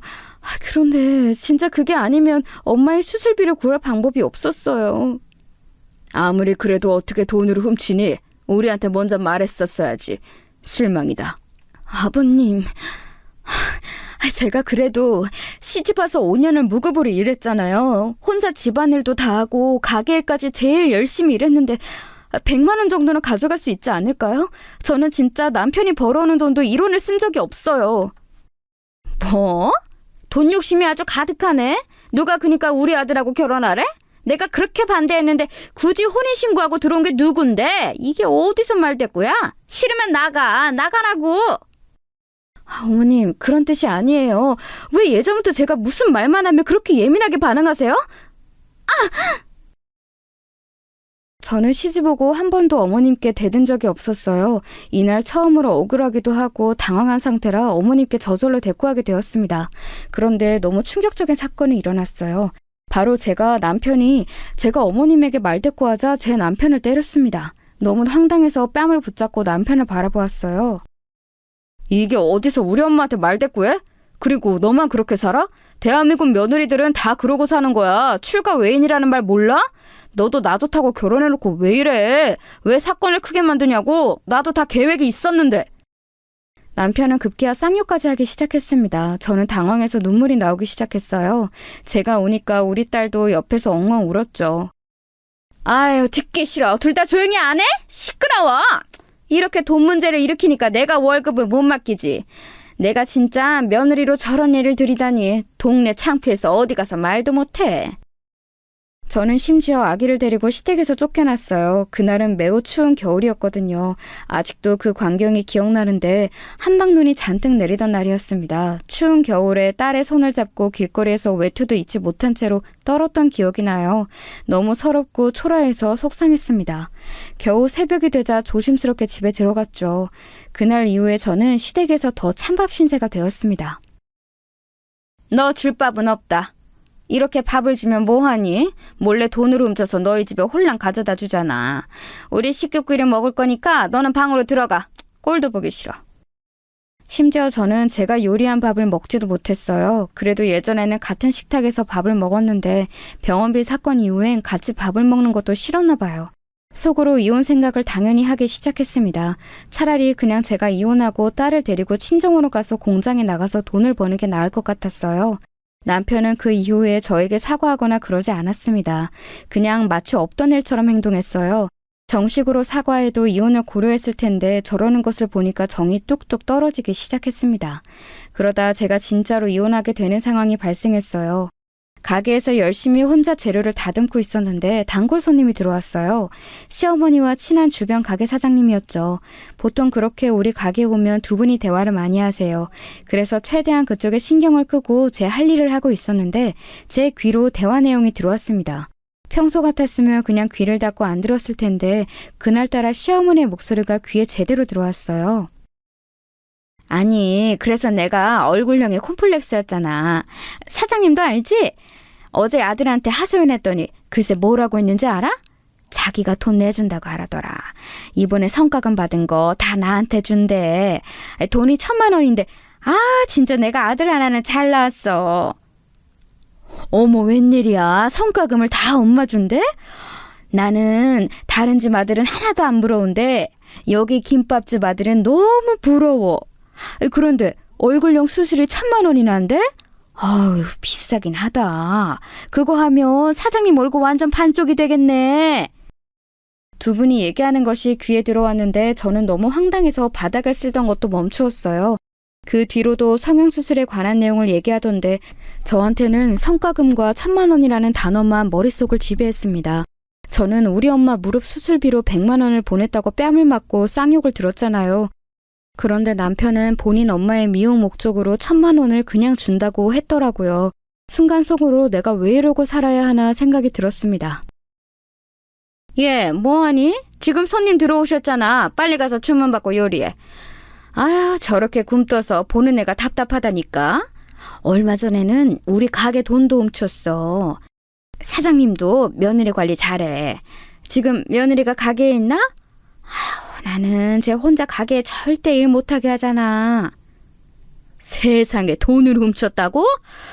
아우, 사장님이 아들 복은 많은데 며느리 복은 없나 봐. 원래 하나를 얻으면 하나를 포기해야 해. 알지? 그래도 아들이 1,000만 원 줬으니 다행이지. 그런데 좀 며느리 그렇게 안 보였는데 무섭다. 원래 저렇게 순진한 표정으로 아무것도 모른다고 하는 애들이 제일 무서워. 시집 왔으면 아들을 낳던가 딸 하나 달랑 낳아놓고 둘째 소식도 없어. 아유, 대를 이으라고 결혼 허락했더니 미치겠어. 사장님 주변에 똑똑한 여자 한 명 없어? 아우, 있으면 이미 내 며느리로 데려왔지. 요즘 여자애들이 그래서 무섭다니까. 남자는 단순해서 저렇게 뒤에서 몰래 돈 훔치고 그런 짓 안 해. 아휴, 그런데 진짜 생각할수록 무섭다. 앞에서는 착한 척을 해놓고 돈을 훔쳐? 심지어 제 앞에서 제 욕을 하는 시어머니를 보고 저는 그동안 꾹 눌러왔던 모든 감정에 폭발했어요. 안정적인 가정을 가지고 싶어서 심한 반대에도 결혼했더니 돌아오는 것은 이런 모욕이었죠. 우리 딸한테 시댁 식구들이 잘하면 몰라. 그것도 아니었거든요. 딸이라고 온갖 구박이란 구박은 다 하고 있었습니다. 딸의 교육을 위해서라도 도저히 시댁에서 살 수가 없었어요. 어머, 쟤 지금 어디 가는 거야? 야, 너 이리 안 와? 이제 저게 돈을 훔치더니 막 나가네? 어우, 사장님 이것 봐. 내가 며느리를 불려오를 데려왔어. 나 진짜 속 터져 미치겠다. 시어머니가 뭐라 하든 저는 가게를 나왔습니다. 그리고 곧바로 어린이집에 가서 딸을 데리고 왔어요. 딸의 손을 잡고 다음에 시댁에 가서 제 짐을 챙겼어요. 일단 눈에 보이는 물건들을 담았습니다. 정말 슬펐던 것은 무엇인 줄 아세요? 제가 시댁에서 혼자 집안일하고 가게를 보며 돈을 만진 경우는 엄마의 병원비가 전부였잖아요. 그래서 제 짐이라고 해봤자 시집 왔을 때 들고 왔던 제 짐이 전부였습니다. 혼자 씁쓸하게 짐을 챙기고 집을 나가려고 하자 마침 남편이 집에 들어왔어요. 당신 뭐야? 엄마한테 연락 와서 급하게 집에 왔어. 그렇게 대책 없이 가게를 두고 나오면 어떡해? 이제 뭐 돈도 훔치더니 막 나가기로 작정했어? 미쳤냐고? 미친 건 네가 미친 거겠지. 당신이야말로 미쳤잖아? 나한테 결혼하고 돈 1원이라도 준 적 있어? 네 엄마 성형수술비는 낼 돈이 있고 우리 엄마 병원비를 그렇게 아까워? 나는 성과금이라는 게 있는 줄도 오늘 알았어. 진짜 너무 실망해서 당신하고 할 말도 없어. 그건 그냥 성의 표시였어. 우리가 지금 엄마 집에서 얹혀 살아서 미안하니까 그랬던 거지. 그리고 다음 성과금은 당신 주려고 했었어. 내가 다 계획이 있고 생각이 있는데 가만히 기다리면 되는 것을 당신은 도대체 왜 그러는 거야? 그 기다리는 거 언제까지 그래야 하냐고. 5년을 기다렸는데 이러다 나 평생 시부모님 모시게 살게 생겼잖아. 당신은 분명히 우리 딸 3살 되면 독립하자며. 지금 얘 5살이야. 학교 입학할 때도 여기서 살겠어. 당신은 너무 맨날 안 좋게 생각해. 우리가 그래도 편하게 살 수 있는 건 다 엄마 덕분이잖아. 그래서 그냥 나도 미안하고 고마우니까 엄마한테 돈 준 거야. 뭐? 미안하고 고맙다고? 내가 편하게 살아? 나 지금 같이 식탁에서 밥도 못 먹는 거 뻔히 알면서 그런 말이 나오니? 됐어. 나도 참을 만큼 참았어. 이혼하자. 나 이 집안 꼴도 보기 싫어. 뭐? 꼴도 보기 싫어? 야, 너 미쳤냐? 어? 나름 차분하게 시작된 대화는 끝으로 갈수록 험해지기 시작했어요. 욱하는 성질이 있던 남편은 또 저에게 손을 들 것 같았습니다. 그래서 이혼을 통보하고 무작정 딸의 손을 잡고 친정으로 도망쳤어요. 그 뒤로는 당연히 난리가 났습니다. 핸드폰으로 시어머니와 남편이 끊임없이 연락이 와서 전화기를 꺼놓았어요. 그랬더니 그 둘은 저를 보러 우리 친정 반지하까지 찾아왔습니다. 당장 안 나와? 미쳤어? 어? 돈을 훔쳐간 것도 모자라서 이제는 도망을 쳐? 너 내가 횡령으로 경찰에 신고할 거야. 그동안 편하게 우리 집에서 살더니 이렇게 배신을 해? 은혜를 이렇게 갚으면 너 저승에 가서 지옥 가. 수경아, 일단 문 열어봐. 장모님, 처제, 대화로 상황을 해결하자. 엄마, 진정해. 수경아, 이혼은 안 돼. 집안에서 다 들으며 사람이 없는 척을 했어요. 그런데 남편과 시어머니는 너무 지독했습니다. 나중에는 주인집 아주머니가 저에게 곤란하다고 나가달라는 말까지 했죠. 아니, 나도 그쪽 사정 대충 들어서 아는데 안타까워. 그런데 안타까운 마음하고 내가 피해보는 마음은 별개잖아. 이해하지? 그리고 경찰 부르는 것도 한두 번이지. 그 사람들 여기에 자꾸 부르면 우리 집에 무슨 문제 있어 보여. 아유, 됐고 세대 그냥 나가줘. 계속 우리 집을 찾아오며 행패를 부리는 모습에 저도 너무 부끄러웠어요. 그래서 친정엄마와 동생과 상의하고 다른 동네로 이사까지 갔습니다. 남편과 시어머니가 찾아올까봐 두려워서 새벽에 이사갈 정도였어요. 제가 이사 갔더니 당연히 남편은 더 난리가 났습니다. 하지만 저는 절대 물러서지 않았어요. 너는 네 엄마 얼굴 성형 수술할 돈은 있고 우리 엄마 무릎 수술할 돈은 없냐? 나는 진짜 당신이 이럴 줄 몰랐어. 이렇게 네 가족만 아는 사람이면 결혼 안 했지. 내가 너희 집에서 이제껏 어떻게 일했는데 당신이 이래? 돈. 그렇게 돈이 중요해? 그냥 이대로 계속 같이 살면 어차피 나중에 우리 부모님 돌아가시면 이 집 우리 재산이야. 왜 하나를 알고 둘은 몰라? 나는 당신이 오히려 답답해. 1,000만 원 주면 우리 엄마가 기분 좋아서 당신한테 더 잘해주겠지. 너는 아직도 네 엄마를 모르냐? 나는 당신이 더 답답해. 성형수술한 네 엄마랑 평생 그렇게 살아, 이 마마보이야. 나는 진짜 구역질이 나서 같이 못 산다고. 뭐? 구역질? 당신 지금 말 다 했어? 어? 그래, 이혼해. 하라고. 도장 찍어. 나도 네가 이런 사람인 줄 알았으면 결혼 안 했어. 너랑 계속 살면 네가 우리 집 재산 다 들고 갔겠다. 일부러 남편을 자극하는 말을 했더니 남편은 예상대로 이혼 서류에 도장을 찍었어요. 또 손을 올릴 기세길래 냅다 서류만 들고 도망쳤습니다. 결혼 전에는 무조건 독립하겠다고 호언장담하더니 이렇게 이혼하게 되었습니다. 저는 결혼식도 올리지 않은 채로 딸을 데리고 나온 거잖아요. 순간 너무 후회되기 시작했어요. 제 인생이 저 미친 인간들 때문에 이렇게 됐다고 생각하니 열받아서 잠도 오지 않더라고요.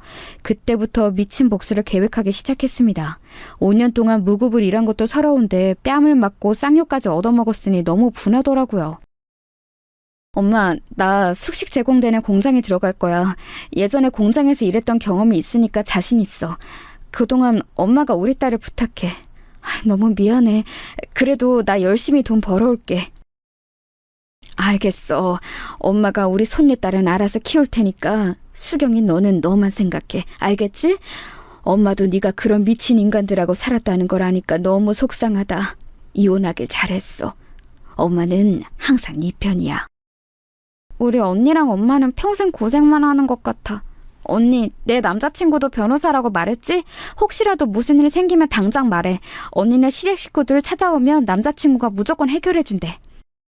듣기만 해도 든든하다. 우리 민영이 시집 보내려면 돈도 필요하니까 내가 조금 더 고생하지 뭐. 민영아, 너는 그러니까 아무 걱정하지 말고 공부 열심히 해. 알겠지?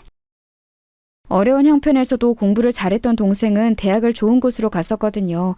거기서 만난 남자친구와 결혼 예정이었는데 그 예비 제부는 직업이 변호사였습니다. 변호사와 결혼하려면 우리 민영이도 돈을 어느 정도는 가져가야 했어요. 물론 제부의 집에서는 전혀 준비할 필요가 없다고 했지만 제가 결혼해보니 알겠더라고요. 그렇게 저는 공장에 가서 죽어라 일했습니다. 딸과 가족을 보러 1년에 딱 이틀만 쉬었어요. 남들은 집에 갈 때 혼자 공장에 남아 잔업을 하며 돈을 벌기 바빴습니다. 수경 반장님 너무 고생하는 거 아니에요? 쉬면서 일하세요. 이렇게 힘들게 일하는데 어쩜 그렇게 매번 웃는 얼굴이세요?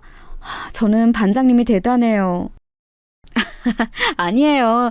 집에 있는 우리 딸을 생각하면 저절로 웃음이 나와요. 그리고 이번에 동생이 결혼하거든요.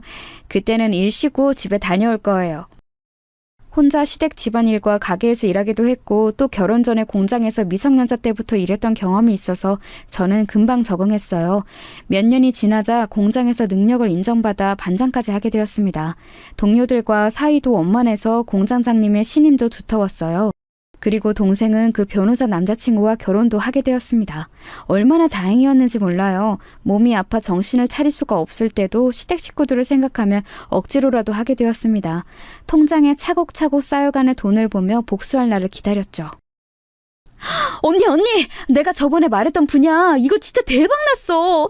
우리 언니 앉아서 떼돈 벌었네? 내가 분명히 말했지? 이건 진짜 돈이 되는 분야였어. 웬일이야! 축하해! 그러네? 어머 민영아 이게 너 얼마야? 그래도 덕분에 이런 정보도 얻고 다행이다. 제보한테도 고맙다고 전해줘. 저는 그렇게 목돈을 모아 부동산에도 투자해서 돈을 벌기 시작했어요. 워낙 그쪽으로는 지식이나 정보가 없었는데 제보가 똑똑해서 많이 알려주었습니다.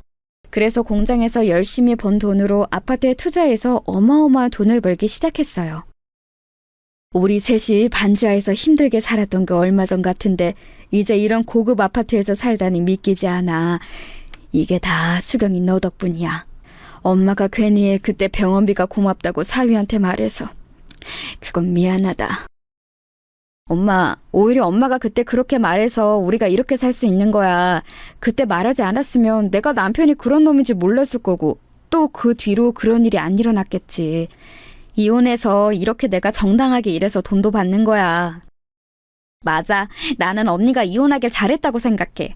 언니, 그리고 내가 남편하고 알아본 게 있어. 언니네 시댁가게 건물이 싸게 나왔더라.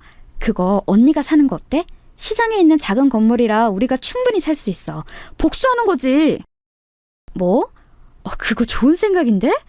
내가 그럼 그 못된 시어머니의 건물주가 되는 거야? 민영아, 자세히 말해봐.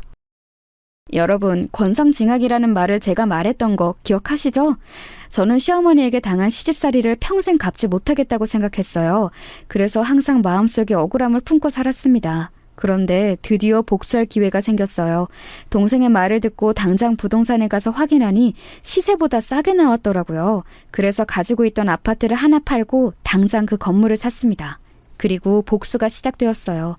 다시 시장에 가서 시댁의 김밥집을 보니 그대로더라고요. 원래 시어머니의 성격 때문에 애초에 분식집은 장사가 잘 되는 편도 아니었어요.